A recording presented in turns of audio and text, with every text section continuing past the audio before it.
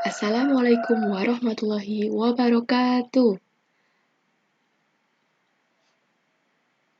Alhamdulillah kita dapat melanjutkan pembelajaran pada hari ini pada mata pelajaran Prakarya dan Kewirausahaan untuk kelas 11.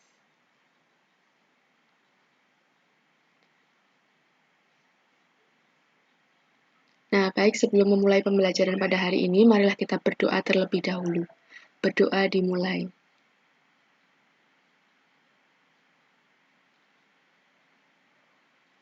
Berdoa selesai.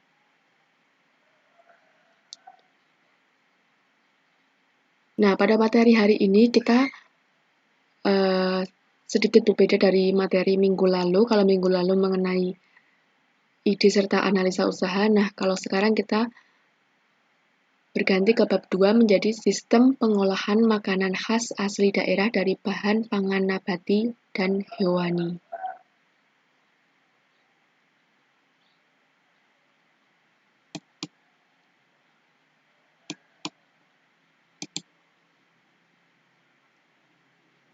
Nah, untuk kompetensi dasarnya, untuk poin 3.2 yaitu menganalisis sistem pengolahan makanan khas asli daerah atau orisinil dari bahan pangan nabati dan hewani berdasarkan daya dukung yang dimiliki oleh daerah setempat. Kemudian untuk poin 4.2, pengolahan, pengemasan, dan pengawetan makanan khas asli daerah orisinil dari bahan pangan nabati dan hewani berdasarkan konsep berkarya dengan pendekatan budaya setempat dan lainnya. Nah, untuk peta konsepnya, di sini ada judul materi bab ini, bab 2, sistem pengolahan makanan khas asli daerah dari bahan pangan nabati dan hewani. Kemudian terdiri dari 4 submateri. Yang pertama ada bahan dan alat pengolahan makanan khas asli daerah, kemudian ada macam-macam makanan khas asli daerah, kemudian ada teknik pengolahan makanan khas asli daerah, dan yang terakhir ada pengemasan dan pengawetan makanan khas asli daerah. Nah, ini terbagi menjadi 2 kegiatan pembelajaran. Untuk materi pada hari ini adalah 2 poin, yaitu bahan dan alat pengolahan makanan khas asli daerah serta macam-macam makanan khas asli daerah.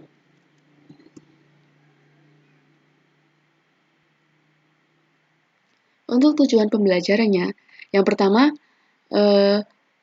menjelaskan bahan dan alat pengolahan makanan khas asli daerah, kemudian menganalisis macam-macam makanan khas asli daerah dari bahan pangan nabati dan hewani.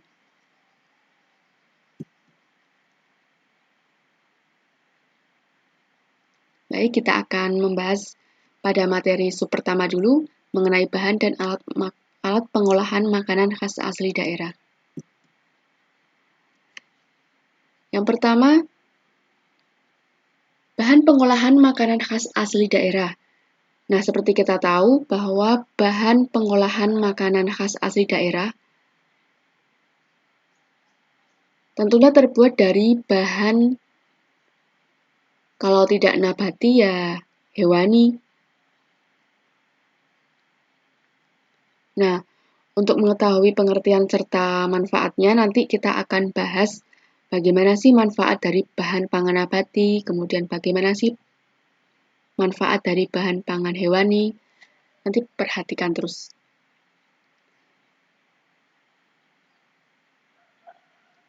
Nah, untuk bahan pangan nabati sendiri merupakan bahan pangan yang bersumber dari tumbuh-tumbuhan seperti buah-buahan, sayur-mayur, kacang-kacangan, dan umbi-umbian. Nah, ini kita hanya review saja karena pada bab 1 juga sudah menyinggung ini, cuma untuk materi di bab ini lebih detail saja. Kemudian kita lanjut pada bahan pangan hewani. Bahan pangan hewani adalah bahan pangan yang berasal dari hewan. Jenis bahan pangan hewani diantaranya adalah ikan, daging, telur, dan susu.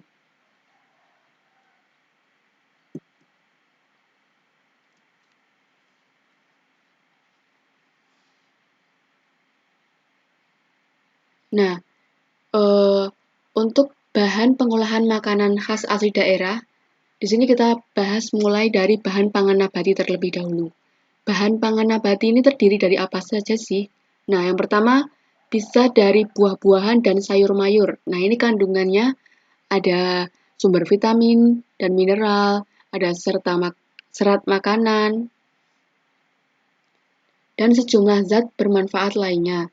Kemudian ada kacang-kacangan serta biji-bijian yang mengandung banyak serat yang baik untuk pencernaan, kemudian ada protein tinggi, kemudian ada fosfor yang baik untuk pertumbuhan tulang dan gigi, serta ada vitamin B dan E yang baik untuk kesehatan kulit. Yang ketiga ada umbi-umbian. Nah, kalau umbi-umbian ini dia memiliki kandungan utama itu karbohidrat, di mana karbohidrat itu merupakan salah satu zat yang diperlukan sebagai energi dalam tubuh kita.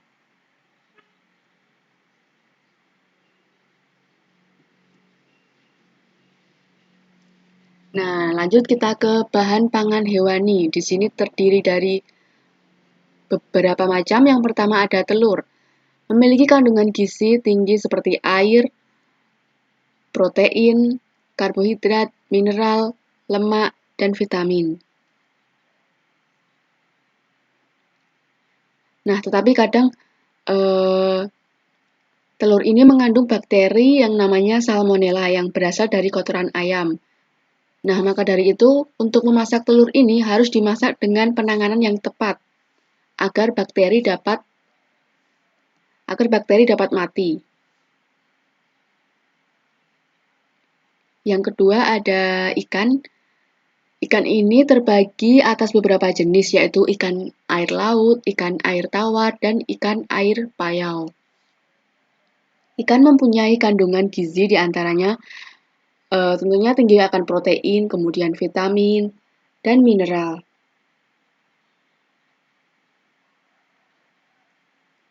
Yang ketiga ada daging. Nah, terdapat beberapa jenis daging, diantaranya ada daging sapi, daging kambing, daging kerbau, daging ayam. Nah, dari masing-masing jenis daging yang sudah disebutkan tadi itu memiliki karakteristik yang berbeda-beda. Misalkan ada yang cenderung lunak, ada yang cenderung agak memerlukan waktu apabila dimasak, kemudian ada yang baunya cenderung amis. Nah, pada umumnya daging ini mengandung protein, lemak serat, mineral, serta vitamin.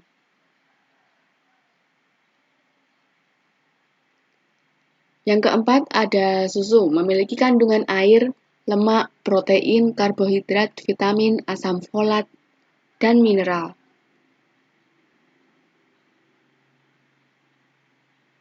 Nah, susu ini juga macam-macam, ada yang paling sering disebut sih susu sapi, kemudian ada susu kambing, kemudian ada juga susu kuda, tapi yang paling banyak dikonsumsi yaitu susu sapi.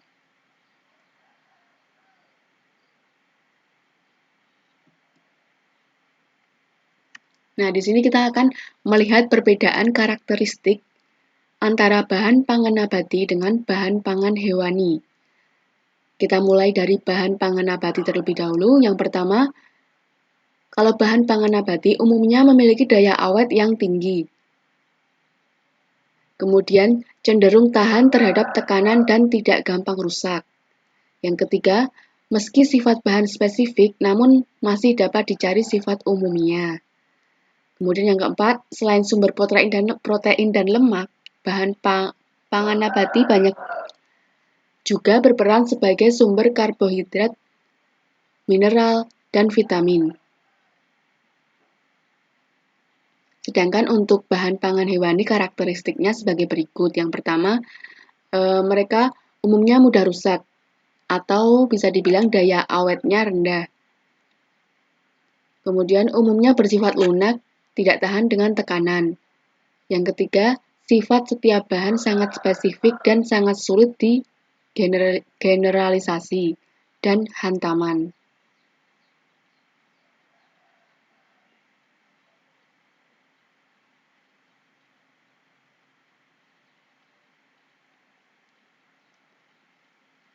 Kemudian yang keempat, umumnya merupakan sumber protein dan lemak.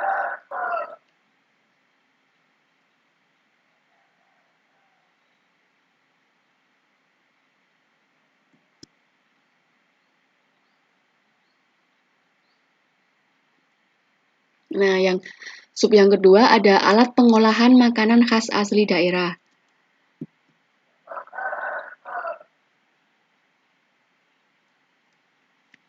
Nah, pada zaman dahulu masyarakat Indonesia itu melakukan pengolahan makanan khas daerah dengan menggunakan peralatan dapur yang masih tradisional. Nah, akan tetapi seiring dengan perkembangan zaman, peralatan dapur tradisional mulai bergeser dengan peralatan dapur yang lebih modern. Nah, walaupun seperti itu, masih ada beberapa masyarakat yang mengolah makanan khas daerah dengan menggunakan peralatan dapur yang masih tradisional juga. Seperti pada gambar di slide ini.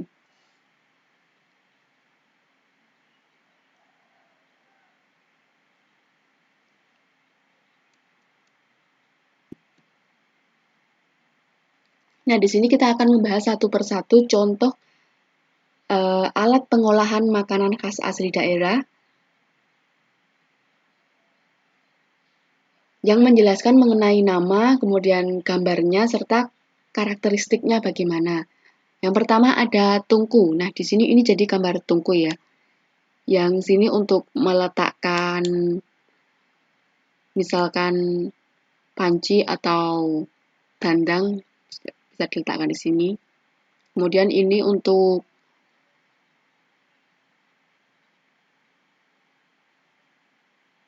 menaruh kayu bakar.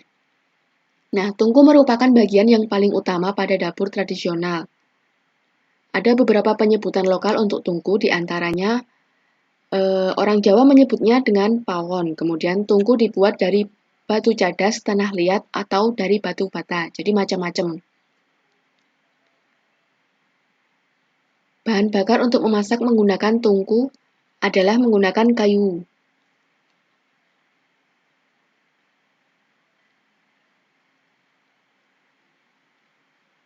Nah, kenapa ini merupakan bagian yang paling utama? Karena kalau misal ingin memasak menggunakan alat seperti misalkan ini dandang, pasti memerlukan tungku terlebih dahulu. Baik, yang kedua ada dandang. Nah, gambarnya seperti ini. Di sini ada memanjang ke atas, ada vertikal gitu ya. Kemudian di sini diisi air. Nah, di sini ada kukusannya yang bentuknya kerucut. Yang bagian runcing ditaruh ke bawah, kemudian isi dari kukusan ini bisa untuk memasak misalkan mengukus nasi atau umbi-umbian atau yang lainnya. Nah, dandang merupakan alat tradisional yang sebagian besar digunakan untuk menanak nasi, singkong, ketela rambat, serta umbi-umbian yang lain. Dandang ini terbuat dari tembaga yang warnanya kuning keemasan. Nah, untuk menanak nasi atau umbi-umbian yang lain perlu alat pelengkap lainnya yang dinamakan kukusan. Nah, yang ini yang namanya kukusan. Yang bentuknya kerucut. Nah, tapi sini tidak tampak secara langsung karena runcingnya sudah masuk ke dalam dandang. Nah, kukusan ini terbuat dari bambu yang dianyam.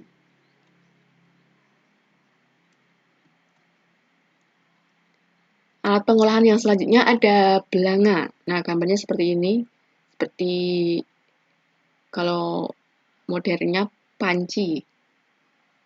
Sini ada wadahnya, kemudian ini ada tutupnya. Nah, belanga merupakan peralatan dapur tradisional yang bahan bakunya berasal dari tanah liat. Bentuknya bundar, dengan mulut yang besar, kadang didesain dengan 2 kuping sebagai pegangan. Nah, di sini pegangannya.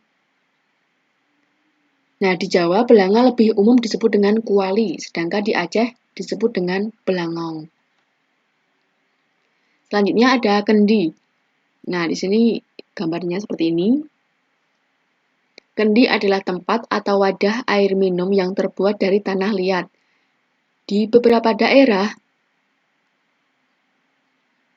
mempunyai penyebutan yang berbeda-beda. Nah, jadi di sini untuk menyimpan atau sebagai wadah air, nanti ininya tutupnya dibuka, kemudian dimasukin air yang sudah matang. Nah, kemudian dituang melalui ini.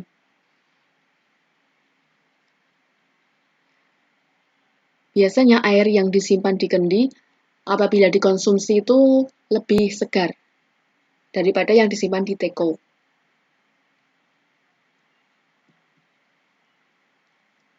Selanjutnya ada parutan.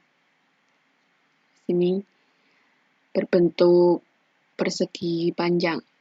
Parutan kelapa berbentuk persegi panjang biasanya terbuat dari papan melinjo karena kayu melinjo mengandung banyak minyak yang jika bercampur dengan kelapa rasanya menjadi lebih enak.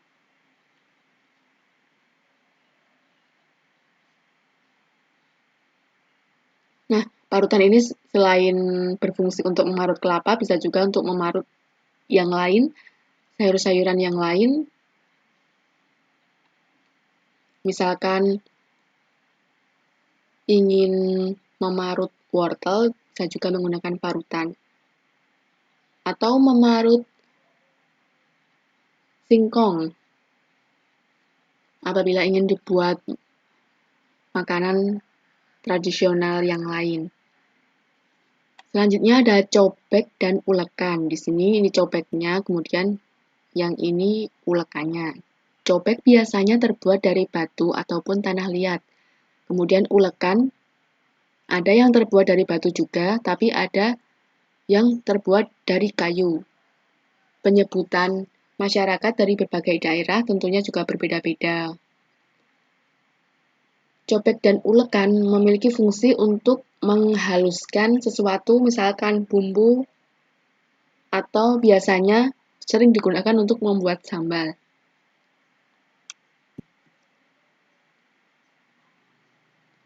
Yang selanjutnya,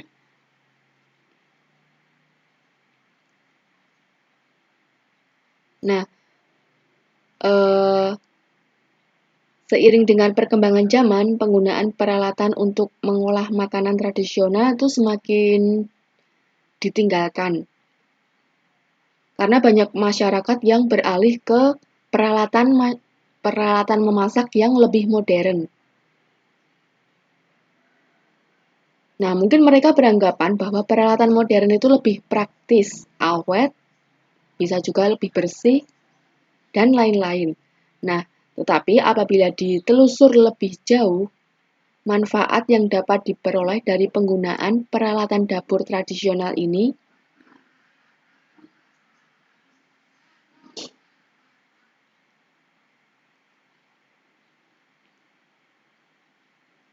memiliki manfaat yang lebih banyak. Jadi mungkin yang peralatan modern itu pasti memiliki manfaat juga. Tapi kalau misal kita telusur lebih jauh, peralatan tradisional ini juga memiliki banyak manfaat yang dapat kita peroleh apabila menggunakan alat yang masih tradisional ini. Nah, berikut ini beberapa manfaat yang dapat diambil dari penggunaan peralatan dapur tradisional. Yang pertama, memiliki cita rasa yang khas. Nah, tentunya kalau misal memasak masih dengan cara yang tradisional, misalkan menggunakan tungku, kemudian memasak nasinya masih menggunakan dandang, itu memiliki cita rasa yang khas. Biasanya lebih enak, aromanya lebih harum. Kemudian yang kedua, lebih aman bagi pengguna dan lebih ramah lingkungan. Yang ketiga, lebih ekonomis. Yang keempat, melestarikan tradisi nenek moyang. Tentunya tradisi-tradisi yang masih tradisional harus kita jaga agar tidak punah.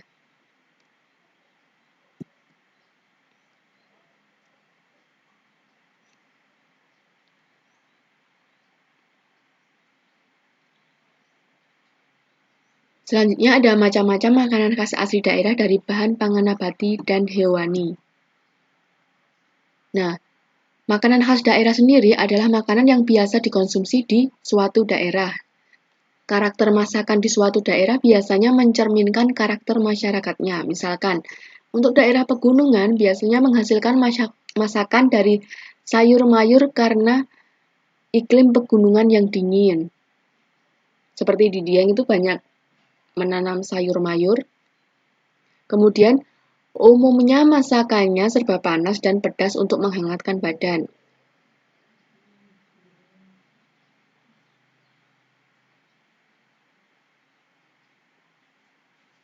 Kemudian, kalau misal di daerah yang biasanya sering ada interaksi dengan orang asing, misalkan di pantai kawasan wisata. Nah, itu biasanya menghasilkan masakan yang bermacam-macam yang ada campurannya dengan daerah lain atau dengan negara lain. Karena di situ banyak terjadi interaksi antara orang di wilayah tersebut dengan orang asing yang datang. Nah, di sini kita akan membahas karakteristik makanan di tiap daerah. Yang pertama, makanan khas Jawa Barat. Yang pertama, banyak menggunakan sayur mayur mentah seperti karedok atau sekedar lalap mentah yang disantap beserta sambal. Kemudian sedikit pedas dan asam rasanya. Dominan masakan yang terbuat dari ikan. Jadi selain tadi banyak menggunakan sayur mayur, juga dominan masakan yang terbuat dari bahan ikan. Yang keempat, contohnya ada karedok, pepes, serta asinan. Kemudian untuk Jawa Tengah, di sini karakteristiknya yang pertama, bawang putih sering jadi bumbu yang dominan. Jadi agar rasanya memiliki cita rasa yang lezat, itu untuk makanan khas Jawa Tengah mengandalkan bawang putih yang dijadikan bumbu dengan porsi yang lebih kuat. Jadi bawang putihnya digunakan lebih banyak. Yang kedua, banyak ditemukan masakan bersantan. Yang ketiga, rasa manis lebih disukai daripada rasa lainnya. Contohnya, ada gudeg. Kemudian ada lumpia. Selanjutnya ada makanan khas Jawa Timur. Yang pertama, karakteristiknya banyak menggunakan terasi dan petis sebagai pemberi rasa pada masakan. Yang kedua, rasanya agak pedas. Ketiga, masakan banyak dimatangkan dengan cara direbus, digoreng, atau dibakar. Contohnya, ada rujak cingur. Kemudian untuk makanan khas Sulawesi, karakteristiknya ada yang pertama, banyak menggunakan ikan sebagai bahan makanan dengan rasa asam pedas. Kemudian contohnya ada bubur jagung, coto Makassar, panada.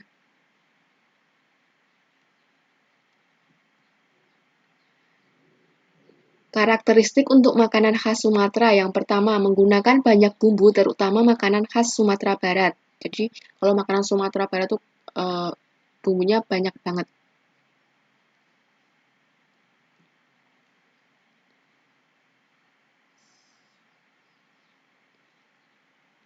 Makanannya menggunakan banyak cabai hingga rasanya relatif pedas. Kemudian makanan dari Sumatera Selatan cenderung asam. Untuk waktu pengolahan makanan relatif lama. Misalkan seperti rendang itu kan dimasaknya lama banget. Makanan dari Sumatera Barat banyak menggunakan santan yang kental. Selanjutnya, makanan dari sayur mayur tidak banyak jumlahnya. Sayur yang sering digunakan antara lain daun singkong, kacang panjang, buncis, dan nangka muda. Seperti di sayur daun singkong di masakan Padang. Yang ketujuh contoh makanan khas Sumatera adalah mie Aceh, rendang, pempek. Nah, di sini contoh yang lebih real lagi. Untuk mengetahui lebih rinci tentang contoh-contoh makanan khas asli daerah dari bahan pangan nabati dan hewani, nah perhatikan tabel di slide berikut ini. Di sini ada yang pertama, rendang. Gambarnya seperti ini, menarik sekali. Bahan bakunya tentunya dari daging sapi dan santan. Ya walaupun untuk daging ayam juga bisa dibikin rendang, tapi yang lebih utama dan aslinya emang dari daging sapi. Kemudian daerah asal Minangkabau. Cirinya mengandung bumbu yang kaya akan rempah. Untuk makanan khas yang kedua ada pempek. Di sini ada pempek, di sini ada kuah cuko, di sini ada timun. Nah, bahan bakunya daging ikan belida atau ikan gabus atau bisa juga ikan tenggiri. Asalnya dari Palembang. Ciri khasnya biasanya disajikan dengan kuah yang disebut cuko yang pedas.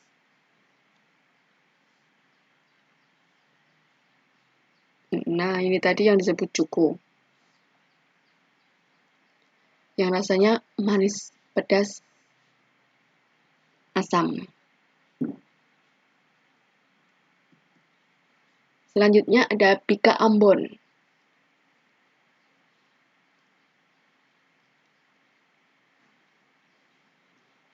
Apabila dipegang kenyal-kenyal, kemudian dia seperti bertekstur dan baunya wangi. Bahan bakunya dari telur, gula, dan santan. Asalnya dari Medan. Ya, asalnya dari Medan, bukan dari Ambon. Walaupun namanya Bika Ambon. Kemudian ciri khasnya itu warnanya kuning dan memiliki rongga-rongga di dalamnya.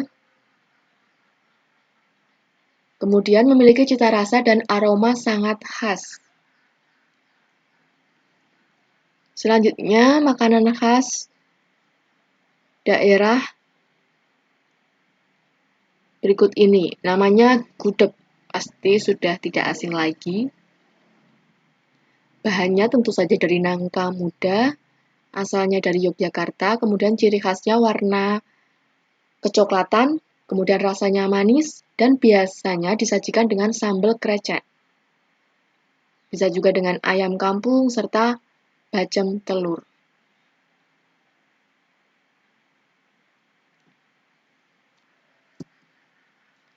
Selanjutnya ada makanan khas yang namanya asinan Bogor. Bentuknya seperti ini.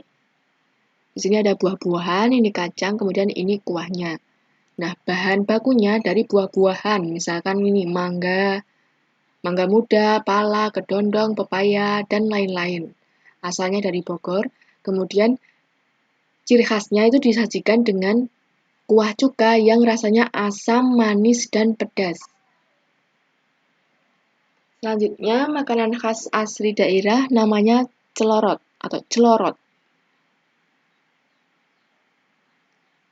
Bentuknya seperti ini, warnanya kecoklatan, kenyal-kenyal, kemudian ini dibungkus menggunakan daun kelapa yang masih muda, yang dililitkan berbentuk runcing.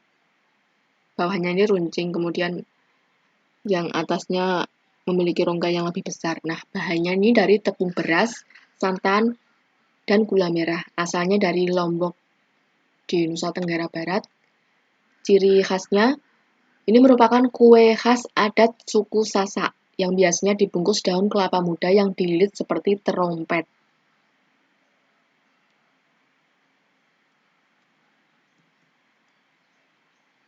Selanjutnya ada pengkang.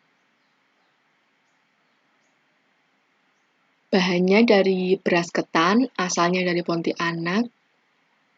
Ciri khasnya terbuat dari ketan yang berisi udang ebi.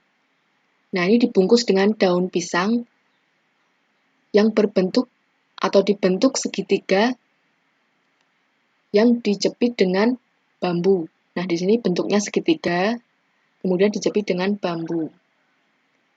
Selanjutnya ada sop konro. Bahannya dari iga sapi. Asalnya dari Makassar.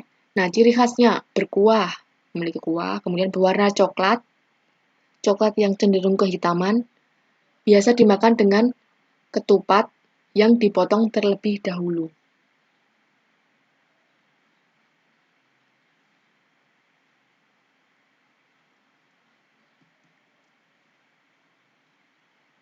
Nah, alhamdulillah kita sudah sampai di akhir pembelajaran hari ini. Hari ini kita sudah belajar mengenai bahan dan alat pengolahan makanan asli daerah, kemudian ada macam-macam makanan khas asli daerah yang dari bahan pangan nabati dan hewani. Semoga dengan penjelasan tadi dapat memberikan pemahaman bagi siswa-siswi kelas 11.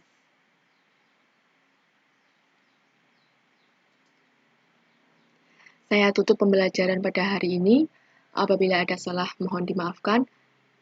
Billahi taufiq wal hidayah. Wassalamualaikum warahmatullahi wabarakatuh.